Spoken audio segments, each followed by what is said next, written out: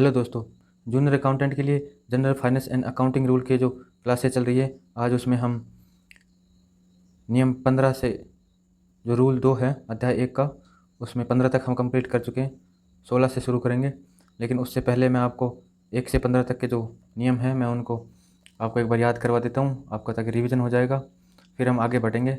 आज हम नियम 2:16 से लेकर के और 2:34 तक, और फिर नियम 3 और नियम 4, यानी कि हम अध्याय 1 को आज कंप्लीट कर देंगे।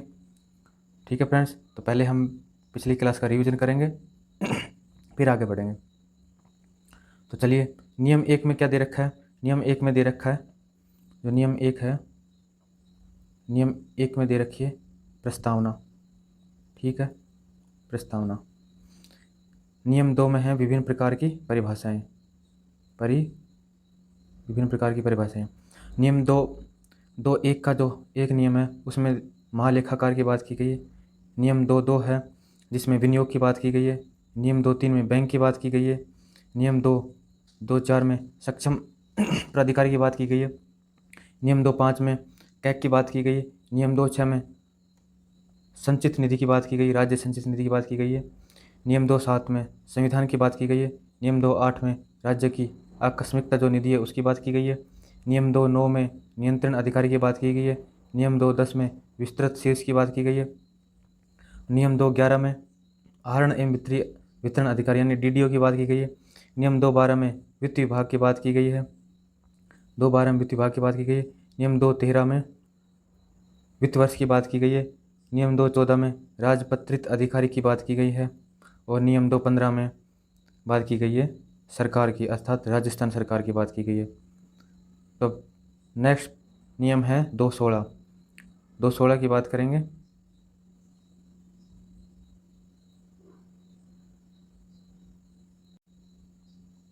नियम 2:16 में राज्यपाल। नियम 2:16 में राज्यपाल से आशय है राजस्थान के राज्यपाल की बात की गई है। नियम 2:16 कहता है कि राजस्थान का एक राज्यपाल की बात की गई है इन नियमों में। General finance and accounting rule का जो नियम 2:16 है उसमें राज्यपाल की बात की गई है। नियम 2:17 विभागाध्यक्ष की बात की गई है। विभागाध्यक्ष अब कौन होगा? वह कोई भी प्राधिकारी जिसे प्रशासनिक एवं वित्तीय शक्तियों का प्रयोग करने के लिए राज्य सरकार द्वारा विभागाध्यक्ष घोषित कर दिया जाए, उसे ही विभागाध्यक्ष कहा गया है। और जो परिशिष्ट 8 है उसमें विभिन्न विभागाध्यक्षों की सूची उपलब्ध करवाई गई। ये फ्रेंड्स इंपॉर्टेंट है, पूछा गया क्वेश्चन है कि जो विभागाध्यक्ष हैं उनकी सूची किस में है? परिशिष्ट 8 में है। तो नियम 2:17 किसकी बात करता है? विभागाध्यक्ष की। और नियम 2:16 बात करता है राज्यपाल की। नेक्स्ट देखते हैं नियम 2:18। नियम 2:18 बात करता है कार्यालय अध्यक्ष की। अब कार्यालय अध्यक्ष कौन होगा? ऐसा राजपत्रित अधिकारी जिसे general finance and accounting rule के नियमों के तहत विभागाध्यक्ष द्वारा कार्यालय अध्यक्ष घोषित कर दिया जाए। यानी कि जो विभागाध्यक्ष होगा उसके द्वारा एक कार्यालय अध्यक्ष घोषित किया जाएगा, जिसकी बात नियम 18 में की गई है। तो आपको नियम 18 में याद रखना है कार्यालय अध्यक्ष। ठीक है, चलिए नेक्स्ट देखते हैं। नियम 19 है हमारा स्थानीय निकाय। तो नियम 19 किसकी बात करता है? स्थानीय निकाय की, लोकल बॉडीज की बात करता है। वह प्राधिकारी जिसे विशेष रूप से स्थानीय निधि का प्रबंध करने के लिए अधिकृत कर दिया गया हो, यानी कि जो अधिकारी जिसे विशेष रूप से जो लोकल बॉडीज है उसका मैनेजमेंट करने के लिए अधिकार दे दिए गए हों, उसकी बात की गई नियम 2:19 में। नियम 2:20 है स्थानीय निधि की बात करता है। स्थानीय निधि को परिभाषित किया गया है नियम 268(2) में परिभाषित किया गया है। तो 2:16 किसकी बात करता है? नियम 2:16 बात करता है राज्यपाल की। नियम 2:17 किसकी बात करता है? विभागाध्यक्ष की। नियम 2:18 किसकी बात करता है? कार्यालय अध्यक्ष की। नियम 2:19 बात करता है लोकल बॉडी यानी स्थानीय निकाय की। नियम 2:20 का अर्थ करता है स्थानीय निधि की, यानी लोकल फंड की बात करता है। अब नेक्स्ट देखते हैं नियम 2:21। नियम 2:21 में क्या है? नियम 2:21 है विविध प्रकार के व्यय की बात करता है। अब विविध प्रकार के व्यय कौन कौन से व्यय होंगे? वे व्यय जो वेतन भत्ते, अवकाश वेतन, पेंशन, आकस्मिक व्यय, सहायता अनुदान आदि में सम्मिलित नहीं होते, इनसे विभिन्न अलग प्रकार के जो व्यय होंगे वो विविध व्यय होंगे। ठीक है फ्रेंड्स, तो नियम 2:21 किसकी बात करता है? विविध व्यय की बात करता है। नियम 2:22 की बात करते हैं तो अनावर्तक व्यय। अनावर्तक व्यय आवर्तक व्यय से भिन्न किसी भी प्रकार का जो व्यय होगा वो अनावर्तक व्यय होगा। अब आवर्तक व्यय आगे आएगा जो कि 2 नियम 20-26 में आएगा। आवर्तक व्यय क्या होते हैं? जो नियमित अंतराल पर किए जाते हैं वो तो आवर्तक व्यय होते हैं, और जो नियमित अंतराल पर नहीं किए जाते वो अनावर्तक व्यय होते हैं। तो नियम 222 किसकी बात करता है? अनावर्तक व्यय की बात करता है। नेक्स्ट है नियम 23, 2 का उपनियम है 23, लोक लेखा निधि की बात करता है, जिसका अनुच्छेद 266 में परिभाषित किया गया है। लोक लेखा निधि क्या होगी? लोक लेखा निधि राज्य की जो संचित निधि में सम्मिलित की जाने वाली जो राशियां हैं उनके अतिरिक्त जो सार्वजनिक निधियों से मिलकर बनेगी वही लोक लेखा निधि कहलाएगी।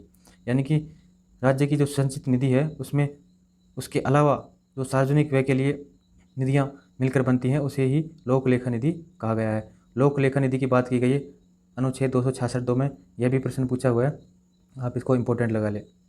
नेक्स्ट नियम 224 किसकी बात करता है? लोक निर्माण कार्य की बात करता है। सिविल निर्माण कार्य जैसे कि सिंचाई है, तटबंध है, ड्रेनेज आदि जो कार्य हैं वो लोक निर्माण कार्य की बात करता है। जो इंपॉर्टेंट होंगे मैं उनको लगाते जा रहा हूँ फ्रेंड्स, वो तो आपको बिल्कुल याद करने ही करने हैं। नियम 224 लोक निर्माण की बात करता है। नियम 225 किसकी बात करता है? पुनर्विनियोग की। विनियोग की एक इकाई से विनियोग की दूसरी इकाई में निधियों का स्थानांतरण ही पुनर्विनियोग कहलाता है। तो नियम 225 बात करता है पुनर्विनियोग की। अब मैं फिर से एक बार जो 5 नियम है पिछले वो आपको फिर से याद कर देता हूँ। यानी कि जो 21वां नियम है उसमें क्या दे रखा है? नियम 21 में विविध प्रकार के व्यय। नियम 22 में है, नियम 22 में अनावर्तक व्यय की बात करता है। नियम 23 किसकी बात करता है? लोक लेखा निधि की बात करता है। नियम 24 किसकी बात करता है? लोक निर्माण कार्य की बात करता है। और नियम 25 किसकी बात करता है? पुनर्विनियोग की बात करता है। अब नियम 26 की बात करते हैं। नियम 26 में क्या है? आवर्तक व्यय। नियम 26 में आवर्तक व्यय, मैंने अभी आपको बताया कि आवर्तक व्यय क्या होंगे? जो नियमित अंतराल पर किए जाएंगे। नियमित अंतराल पर जो होने वाले व्यय होते हैं वो ही आवर्तक व्यय कहलाते हैं। और आवर्तक व्यय के अलावा जो व्यय होते हैं वो अनावर्तक व्यय होते हैं, जो कि नियम 22 में दिए हुए हैं। तो नियम 26 में क्या दे रखा है? आवर्तक व्यय। नियम 27, नियम 27 में क्या है? प्रादेशिक या फिर क्षेत्रीय अधिकारी। अब कौन होगा प्रादेशिक या फिर क्षेत्रीय अधिकारी? विभाग का जो अध्यक्ष है उसके अधीन एवं कार्यालय अध्यक्ष से ऊपर का ऐसा अधिकारी जिसे कार्यालय अध्यक्ष पर प्रशासनिक नियंत्रण रखता हो। अर्थात एक ऐसा अधिकारी जो विभाग का अध्यक्ष होगा उसके तो नीचे हो और कार्यालय जो अध्यक्ष है उसके ऊपर का पद हो, उसे ही प्रादेशिक या फिर क्षेत्रीय अधिकारी कहा गया है। नेक्स्ट है नियम 228। 228 किसकी बात करता है? अधीनस्थ प्राधिकारी की बात करता है। अब अधीनस्थ प्राधिकारी कौन होगा? नियम 228 में अधीनस्थ प्राधिकारी, और ये होगा कौन? राज्यपाल की ओर से या फिर सरकार की ओर से वह अधिकारी जिसे शक्तियाँ प्रदान की जाती हैं प्रत्यायोजित करने के लिए, उपयोग करने के लिए जो शक्तियाँ प्रदान की जाती है वह ही अधीनस्थ प्राधिकारी कहलाता है। तो नियम 228 बात करता है अधीनस्थ प्राधिकारी की। नियम 227 प्रादेशिक या फिर क्षेत्रीय अधिकारी की बात करता है। अब बात करते हैं नियम 229। नियम 229 में क्या है? कोषागार। कोषागार से का अर्थ क्या है? जिला मुख्यालयों पर या फिर जिले के अन्य किसी सुविधाजनक स्थान पर सरकार द्वारा स्थापित जो कोष होते हैं उसे ही कोषागार कहा गया है। तो जिला मुख्यालय पर जो राज्य सरकार द्वारा स्थापित कोष होते हैं वो कोषागार कहलाते हैं। वर्तमान में राजस्थान में 41 कोष हैं, 41 कोषागार हैं। ठीक है फ्रेंड्स। और उप कोषागार की मैं बात करूं तो उप कोषागार हैं 253। एक इम्पोर्टेंट फैक्ट है इसमें फ्रेंड्स, वो आपको याद रखना है कि जो जिला कलेक्टर होता है ना वो कोषाधिकारी होता है। तो कोषाधिकारी कौन होता है? जिला कलेक्टर। ये बात भी इसी में लिखी हुई है नियम 29 में। ये इंपॉर्टेंट है, पूछा गया क्वेश्चन है कि कोषाधिकारी कौन होता है? जिला कलेक्टर होता है। ठीक है फ्रेंड्स। नेक्स्ट देखते हैं हम, नियम हमारा आ गया 30। नियम 30 में क्या दे रखा है? नियम 30 में दे रखे राजस्थान कोषागार के नियम दे रखे हैं। तो राजस्थान जो कोषागार है उसके नियम दे रखे हैं नियम 2 के 30 में। इतना ही दे रखा है इस नियम में फ्रेंड्स कि राजस्थान कोषागार के नियम है नियम 2 का उपनियम 30 में। नियम 2 के उपनियम 31 की बात करें तो इसमें दे रखा है ई भुगतान। अब ई भुगतान से क्या तात्पर्य? राज्य सरकार के कर या कोई भी बकाया राशि है जो कि इलेक्ट्रॉनिक सेवा से स्थानांतरित कर भुगतान करने और भुगतानकर्ता के बैंक खाते से डेबिट होकर तुरंत राज्य सरकार के खाते में जमा हो जाती है, वही ई भुगतान कहलाता है। यानी कि ऐसी राशि जिसे भुगतानकर्ता के बैंक खाते से कम करके राज्य सरकार के खाते में जमा किया जाता है, वही प्रणाली क्या कहलाती है? ई भुगतान कहलाती है। तो ई भुगतान किस में बताया गया है? नियम 31 में। नियम 32 में इलेक्ट्रॉनिक भुगतान की बात की गई है। फ्रेंड्स ई भुगतान नियम 31 में है और इलेक्ट्रॉनिक भुगतान नियम 32 में है। और इलेक्ट्रॉनिक भुगतान क्या है? जो राजकीय लेन देनों का कोषागार है या उपकोषागार के माध्यम से राज्य कर्मचारी या लाभार्थी के खाते में डायरेक्ट जो पैसा जमा होता है उसे ही इलेक्ट्रॉनिक भुगतान कहा गया है। ई भुगतान में तो क्या होता है कि राज्य सरकार के खाते में राशि जमा होती है। इलेक्ट्रॉनिक भुगतान में क्या होता है? जो लाभार्थी होते हैं या कर्मचारी होते हैं उनके खाते में राशि जमा होती है। नियम 33, नियम 33 में क्या है? ई ग्रास। ई ग्रास ये इंपॉर्टेंट लगा लो, पूछा गया है, इसकी फुल फॉर्म पूछी गई है। ई ग्रास की फुल फॉर्म क्या है? Electronic government receipt accounting system. एक बार फिर से बता देता हूँ, ई ग्रास की फुल फॉर्म क्या है? Electronic government receipt accounting system. अर्थात इससे इसका ई ग्रास से क्या मतलब है? राज्य सरकार की जो प्राप्तियाँ होती है, कर है, टैक्स है, तो समय समय पर राज्य सरकार द्वारा जारी प्रक्रिया के अधीन ऑनलाइन जमा की जाएंगी, यही ई ग्रास का मतलब होता है।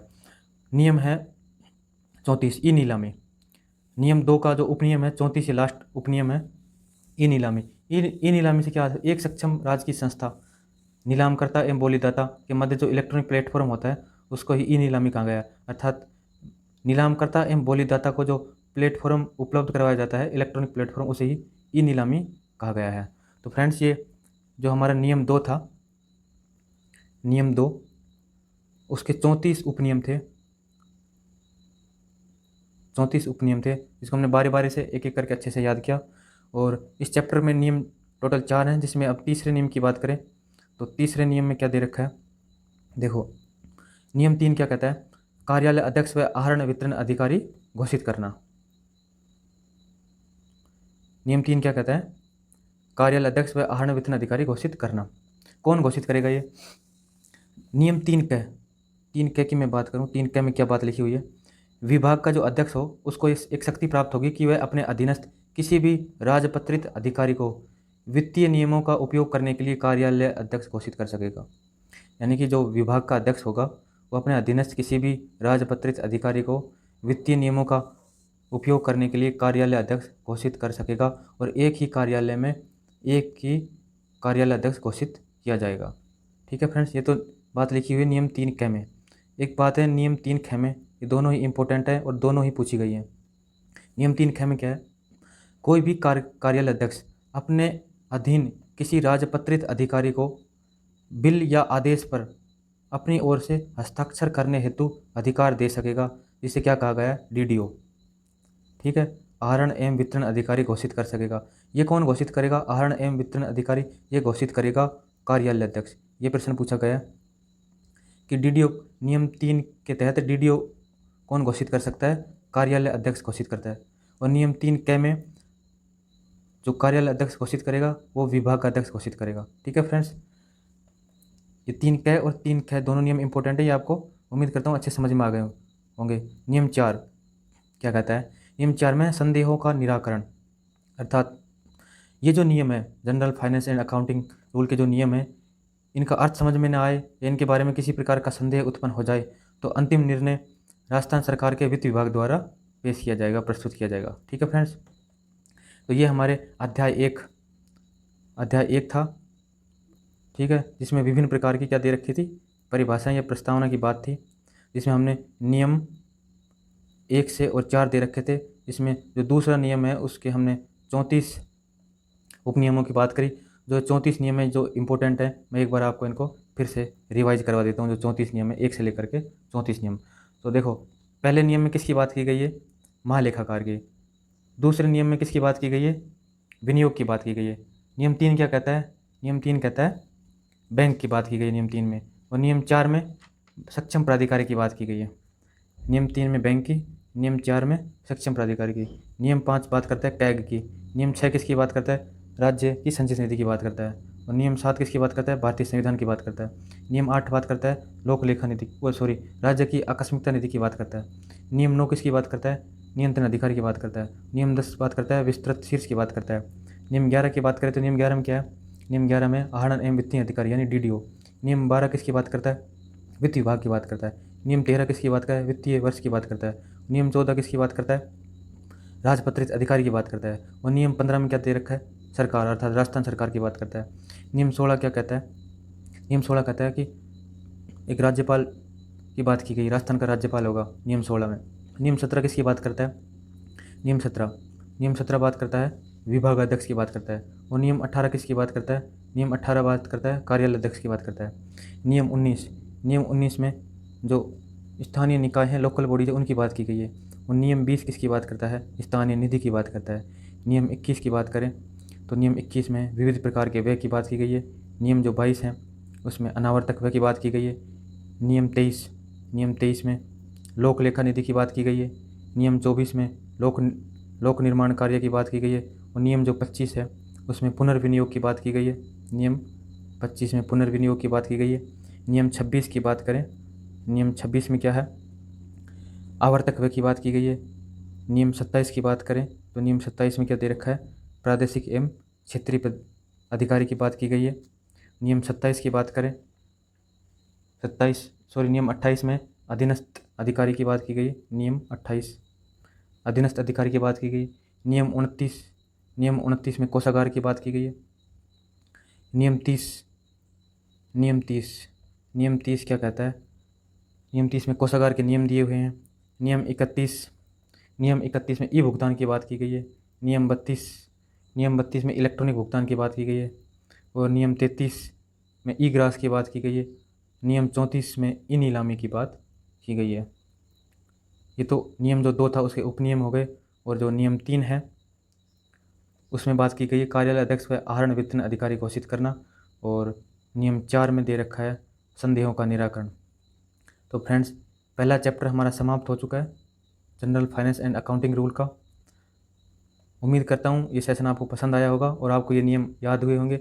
ये नियम आपको एक बार अपनी बुक में से ज़रूर पढ़ने, ज़्यादा डिटेल्स में आपको नहीं पढ़ना है, सिर्फ इनकी हेडिंग्स याद कर लोगे उससे भी आपका काम चल जाएगा। और हमारा टारगेट है 25 में से 25 क्वेश्चन सही होने चाहिए।